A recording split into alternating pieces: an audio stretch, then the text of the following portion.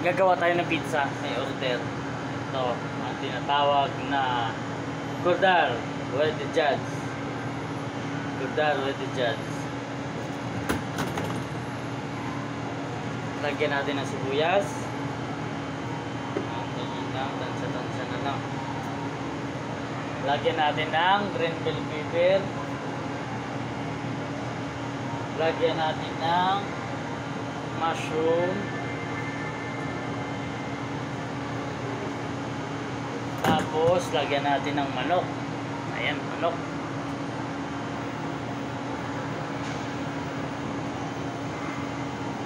Lagyan natin ng manok. Tapos, ayan, lagyan natin ng kamatis. Kamatis ang last na ingredients. So, ayan na. Tapos ilalagay siya dito.